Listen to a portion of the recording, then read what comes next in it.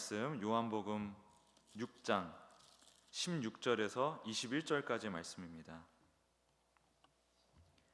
요한복음 6장 16절에서 21절까지 말씀입니다.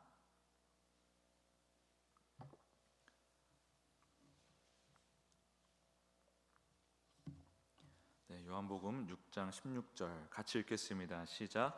저물매 제자들이 바다에 내려가서 배를 타고 바다를 건너 가버나움으로 가는데 이미 어두웠고 예수는 아직 그들에게 오시지 아니하셨더니 큰 바람이 불어 파도가 일어나더라.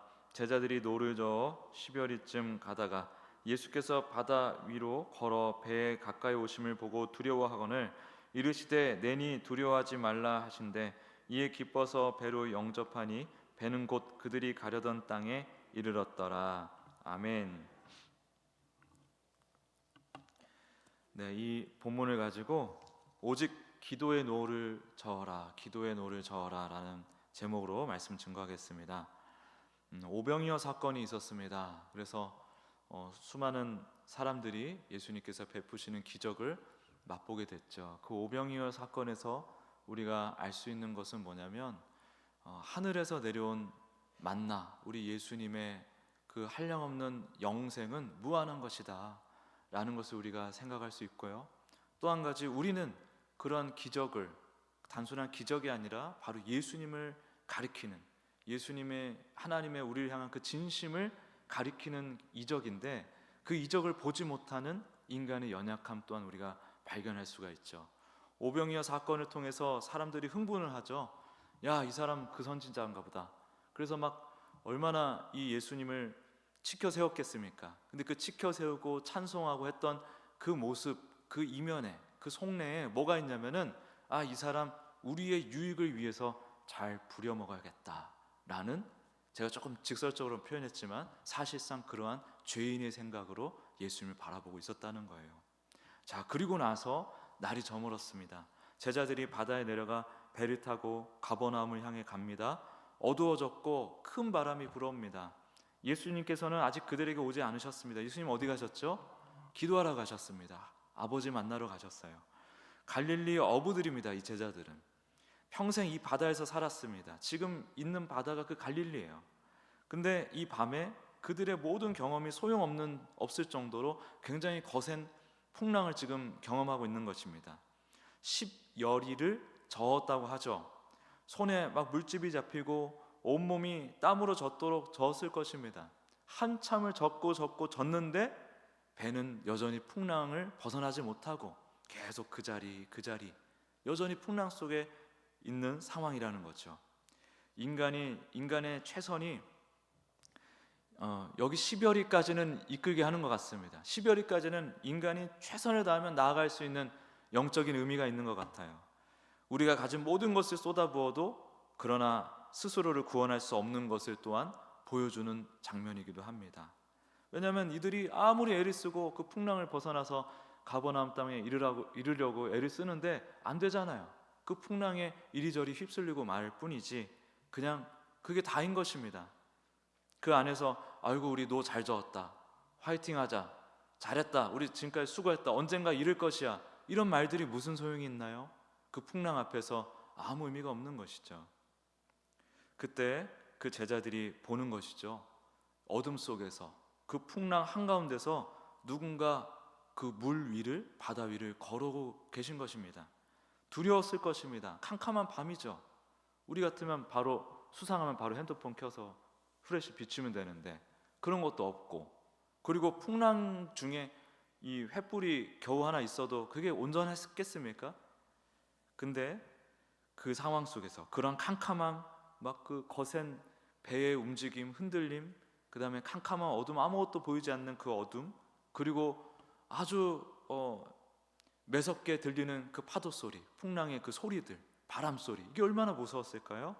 죽음의 위협 속에서 있는 그들이 그 가운데 물 위를 걸어오고 있는 한 존재를 보고서 얼마나 또 놀랐겠습니까? 유령인가? 죽음의 사자인가? 저승사자인가? 이런 순간적인 공포가 막 일어났을 거예요. 풍랑보다 어떻게 생각하면 더 깊은 공포가 그들을 사로잡았을 수도 있죠. 그때 음성이 하나 들리는 겁니다. 에고 에이미, 에고 에이미, 두려워하지 말라. 에고 에이미, 어디서 많이 들어본 얘기예요. 어디에서 나오냐면 모세가 떨기나무 불꽃으로 임재하신 하나님을 만났을 때, 그때 하나님께서 자기소개를 하실 때 에고 에임이라고 하셨단 말이죠. 나는 스스로 있는 자 아니라 시작도 끝도 없으신 분, 만물의 근원이신 분, 바로 그 하나님이 자신에 대해서 소개하실 때 에고 에임이라 하신다 이 말이에요. 이거는 아무나 할 수 있는 게 아닙니다. 제가 존재와 본질이라는 단어를 가지고 이것을 한번 설명하겠습니다. 제가 설교 때도 했고 성경 공부 때도 몇 번 했어요. 우리가 존재한다는 건 뭐냐면 그냥 있는 거예요. 그냥 있는 거. 그렇죠? 본질은 뭐냐면 왜 있는가? 그 존재의 이유와 목적이 바로 본질입니다. 근데 이 컵은 그러면 본질이 먼저 정해졌을까요? 존재가 먼저 이렇게 있게 된 걸까요? 본질이 먼저 정해진 겁니다. 우리 사람이 이 컵의 존재의 이유와 목적을 규정을 한 거예요. 그래서 그 목적에 맞게 이 컵이라는 존재를 만들어낸 것입니다. 이해되시죠? 의자는 그 의자의 본질이 뭐죠? 존재의 이유가 뭐죠? 사람이 앉는 거잖아요. 그렇죠? 그 누가 만든 겁니까? 우리 사람이 의자의 본질을 먼저 정하고 이를 위하여 의자를 만든 것이죠. 우리가 보고 있는 모든 사물들은 다 뭐가 먼저냐면 본질이 먼저라 이겁니다. 본질이 먼저다. 그리고 인간은 스스로 이렇게 생각을 해왔던 것 같습니다. 철학자들의 생각들을 보면은 특별히 불교에서 뭐라고 합니까? 그 어린 석가모니가 저기 몇 걸음을 걸었다 그러죠? 7걸음인가? 걷고 나서 천상천하 유아독전 이렇게 선언했다 그러죠? 그 어떤 철학자들, 구도자들, 종교가들이 계속 결론을 내왔던 게 뭐냐면 인간은 이렇게 본질이 목적인 이런 사물들하고는 다르다는 거예요. 그래서 뭐라고 생각했냐면 인간은 존재가 먼저다. 그래서 에고 에임이라고 생각했단 말입니다. 우리 인간을 스스로 존재하는 존재다. 이런 식으로 생각했어요. 그 얘기는 뭐냐면요, 이 존재가 먼저다는 뜻이 뭐냐면 인생의 본질, 아니 그 존재의 본질, 그러니까 그 존재의 이유와 목적을 스스로 결정할 수 있다라는 걸 얘기를 하는 겁니다. 스스로 결정할 수 있다라는 걸 얘기를 하는 거예요. 하나님께서 에고 에임이라고 하셨다는 건 뭐냐면 하나님께서 만물의 목적을, 만물의 존재의 목적을 다 결정하시는 분이란 뜻이고, 또 하나님 당신도 하나님 당신의 존재 이유와 목적을 우리 피조물들에게, 자녀에게 계시를 하실 때 어떻게 특정하게 정해서 계시할 수 있다는 뜻이에요. 이게 무슨 얘기냐면 하나님은 무엇이든 선택할 수 있는 분입니다. 근데 성경에서 하나님을 뭐라고 소개를 하죠? 하나님은 사랑이시다라고 얘기하죠. 그 사랑이라는 것이 본질을 얘기하는 거예요. 하나님께서 스스로 사랑도 선택할 수 있고 미움도 선택할 수 있고 증오도 선택할 수 있고 장난이라는 것도 선택할 수 있잖아요. 근데 하나님께서 스스로 내 존재 이유는 사랑이야 라고 정하셨다는 뜻이에요. 그 존재를 그 스스로의 존재 이유를 사랑이라고 정하시고, 그 정하신 하나님의 본질 가운데서 세상을 만드셨으니 이 세상의 본질이 무엇이 되는 것입니까? 하나님의 사랑이 되는 거예요. 이 세상의 본질이 하나님의 사랑을, 우리 창세전에 그리스도 안에서 택정하신 자녀에게 그 사랑을 가르쳐주기 위한 존재의 이유와 목적을 가지고 만들어진 게 이 세상이라는 것입니다. 그래서 제가 뭐라고 말씀드리냐면 이 세상은 그릇이라고 말씀을 드리는 거예요. 물컵이에요. 물컵. 이 물을 담아내기 위한 물컵. 물 한 잔 주세요, 물 좀 주세요 그럴 때 누가 막 물을 입에 머금고 막 뿜어서 줍니까? 아니면 호수를 막 입에다 쏴서 줘요? 그게 아니라 물컵에 담아서 주지 않습니까? 이 세상의 본질이 물컵이라는 거예요. 사랑이신 하나님을 자녀에게 보이시기 위한 그릇이란 뜻입니다. 지금 이 선언, 내가 스스로 있는 자다라는 선언은 오직 하나님만 하실 수 있는 거예요. 인간은 절대로 이것을 얘기할 수가 없습니다. 사람의 존재 목적은 이미 정해졌어요. 하나님께서 이미 사람의 존재 이유와 목적을 정하셨다고요. 에베소서 1장에도 나와 있습니다. 그리스도 안에서 택정하셨고, 왜 택정하셨느냐? 그리스도 안에서 하나님의 그 사랑의 진심과 구원의 능력을 깨달아 하나님을 영원히 찬송하게 하려고 이렇게 나와 있고요. 웨스트민스터 신앙고백서에 보면은 인간의 존재 목적이 무엇이냐라고 질문했을 때 거기에 대해서 뭐라고 대답하냐면 하나님을 영화롭게 하는 것이다. 평생도록 그로 인하여 즐거워하는 것이다. 이렇게 설명을 합니다. 하나님께서 우리의 존재 이유와 목적을 이렇게 정하신 거예요. 이 존재와 이유의 이 존재의 이유와 목적에 합당한 삶을 살면 그것이 행복이라고 하는 것입니다. 의자가 의자로 쓰임 받아야 그게 온전한 것이죠. 마땅한 것이죠. 이 마이크가 마이크로 쓰여야지 애들 장난감으로 쓰면 되겠습니까? 칼싸움 하는데 쓰면 되겠습니까? 이 컵이 컵으로 쓰임 받아야지 무슨 수류탄으로 쓰임 받으면 되겠습니까? 존재의 이유와 목적대로 사는 것이 행복인 거예요. 행복을 왜 찾을 수 없느냐? 존재의 이유와 목적을 상실했기 때문에 진짜 행복이 무엇인지를 찾을 수가 없는 것입니다. 이 죄인들이. 그러므로 스스로 있는 자이신 하나님께서 우리에게 자신을 드러내시고 하나님을 설명하시고 우리의 존재 목적을 완전하게 규정해 주실 때 그제서야 비로소 나는 나다운 인생을 살 수 있고 진정 행복한 삶을 살 수 있다라는 거예요. 그래서 우리 인간에게 가장 중요한 것은 뭐냐면 에고 에이미를 만나는 것입니다. 하나님을 만나는 거예요. 근데 이 선언을 누가 하고 있는 것입니까? 예수님께서 하고 있다는 거예요. 에고 에이미, 내가 너를 지은 창조주란 뜻입니다. 그리고서 뭐라고 말씀하시죠? 두려워하지 말라. 모세를 만나신 그분, 스스로 있는 자, 시작도 끝도 없으신 분, 만물의 근원이신 그분, 그게 나야 라고 말씀하시는 거예요. 그리고 구약 성경에서는 바다는 뭘 상징하냐면 혼돈과 허무, 어둠, 죽음을 상징을 합니다. 바다는 사탄의 세력을 상징합니다. 죄의 세력을 상징해요. 그리고 욥기에서도 얘기합니다. 그가 바다 물결을 밟고 다니신다. 하나님에 대해서 이렇게 표현하는 겁니다. 시편은 이렇게 얘기하죠. 주의 길이 바다에 있었고 주의 첩경이 큰 물이 있었다. 이 물이라는 것은 하나님께서 다스리시는 이 죄악된 세상을 상징하기도 하는 것입니다. 바다를 밟고 다니실 수 있는 분은 오직 창조주 하나님밖에 없는 거예요. 죽음의 세력을 이기실 수 있는 분, 이 모든 것을 좌지우지하실 수 있는, 마음대로 하실 수 있는 권능자, 유일한 권능자, 그분은 우리 하나님밖에 없는 것입니다. 지금 예수님께서 어떻게 하고 계시죠? 바다를 밟고 오고 계시지 않습니까? 바다를 밟고 오고 계시지 않습니까? 그냥 지금 무리를 건너오고 있다, 무리를 걷는다, 이런 단순한 1차원적인 이적을 우리에게 얘기하고 있는 게 아니라니까요. 이 장면을 통해서 예수님이 누구시냐에 대해서 아주 선명하게 우리에게 선포하고 있는 것입니다.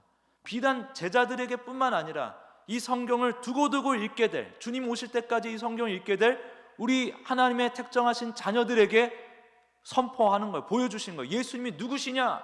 하나님이시다 이거예요. 우리를 지으신 하나님, 우리가 평생에 걸쳐서 모든 것을 던져도 전혀 아깝지 않을 바로 그 신뢰의 대상 하나님이시다 라는 것을 지금 이 장면에서 아주 상징적으로 선명하게 보여주고 있는 것입니다. 바로 그분이 말씀하십니다. 나다. 내니 두려워하지 말라. 두려워하지 말라. 풍랑이 안 무서워질까요? 무섭죠. 죽음이 두렵지 않겠습니까? 죽음 두렵죠. 저 죽는 거 되게 무섭습니다. 요즘 약간 부정맥 같은 게 좀 생겼어요. 심장박동이 일정하지가 않는 것 같아요. 이러다 가는 거 아니요? 무서워요.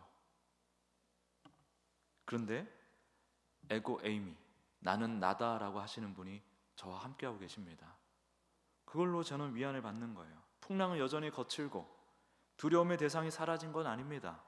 그런데 두려움을 이기시고 모든 것을 다스리시는 창조주 하나님께서 내니 두려워하지 말라라고 저에게 말씀하시는데 제가 잠시 흔들릴 수 있어도 거기서 나자빠져 있을 이유가 없는 것이죠. 12월일을 저으면서 제자들은 나름대로 자기들이 뭔가 하고 있다고 생각했을 거예요. 그 행위들이 뭔가 의미 있다고 나름대로 의미를 부여했을 수도 있습니다. 그러나 여러분, 나이아가라 폭포에서 뚝뚝 떨어졌다고 생각해 보십시오. 그 위로 다시 못 올라간다고 생각해 보십시오. 그냥 쭉 흘러가다가 완전히 그냥 끝까지 추락한다고 생각해 보세요. 이 위로 도저히 올라갈 수가 없고, 그러면 이 마지막 완전히 영원히 추락하기 그 직전의 그 과정, 이게 우리 인생이거든요. 이게 우리 인생이거든요. 여기 안에서 야, 저 사람은 헤엄을 참 잘 치네. 나보다 저렇게 조약돌을 많이 모으다니. 저 사람이 가지고 있는 나뭇잎이 저렇게 탐스러울 수가 있을까? 그런 것들이 무슨 의미가 있습니까?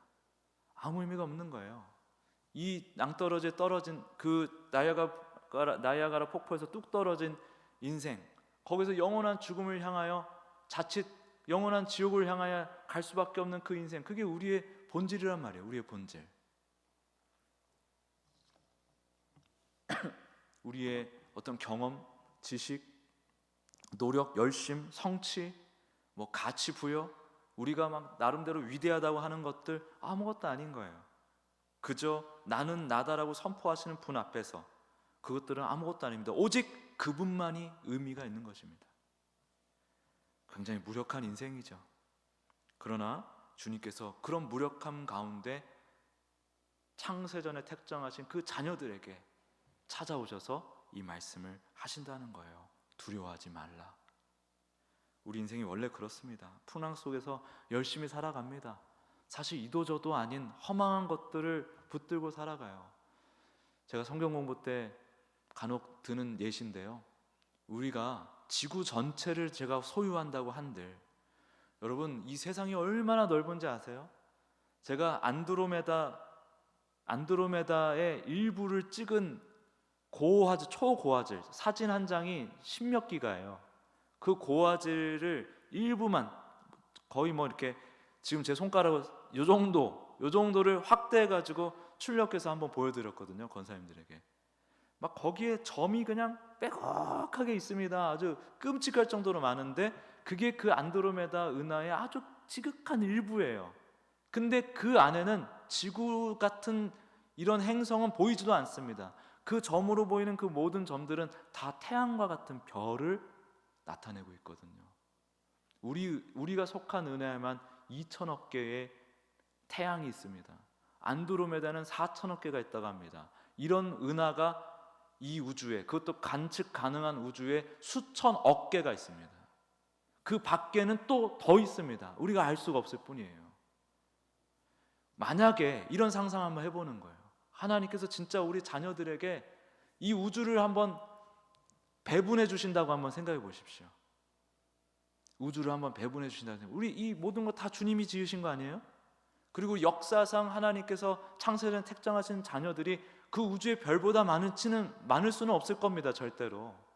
근데 하나님께서 이제 자녀들에게 요 우주를 좀 나눠서 다스리게 해야겠다라고 만약 우리가 그렇게 상상한다면, 실제 그렇다는 건 아니지만 그렇게 상상한다면 여러분, 지구는 아무것도 아닌 거예요.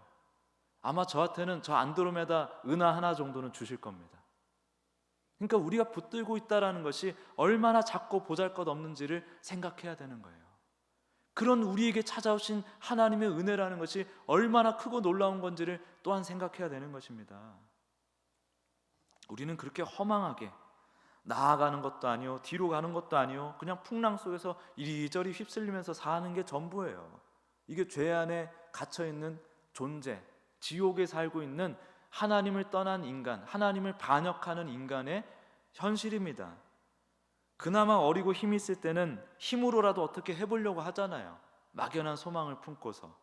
그러나 우리에게는 너무나 실존적으로 점점 나이가 들고 몸이 쇠해지고 병이 들고 죽음이 가까운다 이 말입니다. 한없는 무력감만 더해집니다. 우리는 그래서 이 안에서 스스로 우리를 도저히 감당할 수 없고 구원해낼 수 없는 우리를 발견해내야 되는 거예요. 그리고 나서 우리에게 오신 이러한 우리를 건지시는 하나님의 은혜가 얼마나 지극히 크신 사랑인지를 다 헤아릴 수는 없지만 그것을 인생 가운데 계속해서 배워나가야 되는 것입니다. 근데 그 은혜가 이미 우리 안에 있는 거예요. 우리는 주님의 은혜로 이미 그걸 지금 깨닫고 있는 것입니다.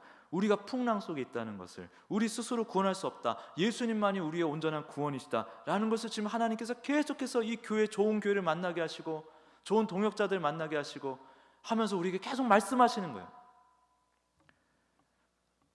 우리를 구원하는 것은 우리가 얼마나 노를 잘 저었는가가 아닙니다. 우리가 얼마나 힘이 있는가가 아니에요. 우리가 얼마나 젊은가가 아닙니다. 나는 나다, 두려워하지 말라 라고 말씀하시는 예수님의 음성을 듣고 주님과 함께하는 것, 그것만이 우리 인생에 진정한 가치를 부여해 주는 거예요. 제자들이 예수님을 배로 이제 모시고 영접했습니다. 기뻐하면서 영접했습니다. 두려움이 기쁨으로 바뀌었어요. 그리고 풍랑도 잠잠해졌죠. 그리고 그 순간에 그 말씀을 보면요, 배가 곧 그들이 가려던 땅에 이릅니다. 10여리를 저어도 그 풍랑 가운데 휩쓸리느라고 나아가지도 못하고 뒤로 가지도 못하고 그런 상황이었던 제자들이었는데 예수님을 배로 영접하는 순간에 그냥 도착한 거예요. 주님을 만나는 것이 그래서 제일 중요한 것입니다. 저기로 가느냐 마느냐, 어떻게 하느냐 마느냐보다 지금 주님을 만나는 게 가장 중요한 거예요. 그래서 오늘 기도의 제목, 오직 기도의 노를 저어라. 우리가 저어야 할 노인 거예요. 기도의 노. 풍랑에서 벗어나기 위한 기도가 아닙니다. 내 힘을 회복해달라고 하는 요구가 아니에요. 죽음의 공포를 없애달라는 간청 정도가 아닙니다. 그것도 다 중요한 기도 제목이지만 두려워하지 말라라고 말씀하시는 에고에이미, 그 하나님, 예수님을 더 깊이 알기 위한 기도인 거예요. 바울이 고백하죠. 내 주 그리스도 예수를 아는 지식이 가장 고상하다. 빌립보서 3장 8절에서 얘기하고 있습니다. 이것이 우리가 저어야 할 기도의 노라는 거예요. 여기서 말하는 이 지식은 그냥 무슨 나무 위키 인터넷에서 뭐 이렇게 긁어가지고 검색해서 머릿속에 집어넣는 그런 지식 아니에요. 암기, 무슨 저기 영어 단어 암기하듯이 그런 지식 얘기하는 거 아니에요. 관계를 얘기하는 거예요. 가족 관계, 친구 관계. 구원을 얻기 위해서 우리가 기도하는 겁니까? 아니죠. 우리는 이미 구원을 얻었어요. 지금 제가 누구에게 지금 설교를 하는 거냐면 이미 구원을 받았을 때 여전히 풍랑 속에서 자신의 노를, 자신의 힘을 의존해서 노를 젓고 있는, 육신의 노를 젓고 있는 성도들에게 지금 이 말씀을 전하고 있는 것입니다. 우리는 이미 두려워하지 말라라는 그 말씀을 듣고 있어요. 이미 예수님께서 우리와 함께하고 계십니다. 근데 우리는 날마다 내가 지고 있던 그 노를 잘 못 놓는 겁니다. 잠깐 내려놨다가 예수님이 야 이제 그만 내려놔 해서 좀 손을 풀어서 잠깐 내려놓으면 뒤돌아서 하면 또 그 노를 지고 있어요. 불안해가지고 어떻게든 해보려고. 이미 주님이 함께하고 계신데 주님을 더 깊이 알기 위한, 주님과 더 친밀해지기 위한 기도의 노가 아니라 허망하고 고단한 육신의 노를 계속 고집하는 우리의 연약함이 있다는 것을 인정해야 되는 것입니다. 그래서 우리는 이제 기도의 노를 저어야 돼요. 진짜 나를 살게 하는 예수님을 붙드는 그 기도, 진짜 예수님과 함께하는 그 기도. 주님을 더 깊이 알고 싶습니다. 풍랑이 여전히 거칠고 내 삶을 좌지우지하고 있습니다. 몸이 쇠해져 갑니다. 죽음이 가까워져 오고 있습니다. 그 가운데서 나는 나다, 에고에이미, 두려워하지 말라라고 말씀하시는 예수님의 말씀을 더 선명히 듣고 주님을 날마다 만나고 싶습니다 라는 이 기도를 우리가 나아가야 되는 것입니다. 그래서 오직 기도의 노를 저으십시오. 풍랑은 계속될 거예요. 어차피 몸은 계속 쇠해져 갈 것입니다. 죽음은 계속 다가올 수밖에 없습니다. 여기에서 자꾸 엉뚱한 거 바라보면서 시간 낭비하지 마십시오. 계속해서 나는 나다, 에고에이미, 두려워하지 말라. 오늘 아주 주입식으로 제가 계속 반복적으로 얘기하죠. 에고에이미, 두려워하지 말라라고 말씀하시는 예수님이 이미 나와 함께하고 계심을 기억하고 날마다 그분과 더욱 친밀하고 더욱 뜨거운 사랑의 교제를 나누시기를 사모하고 구하십시오. 교제하십시오. 이것이 그리스도 안에 사는 우리의 나아가야 될 바, 우리가 저어야 할, 우리의 힘, 열심을 최대치로 쏟아부어야 할 바로 그 방향인 것입니다. 우리 같이 찬송하고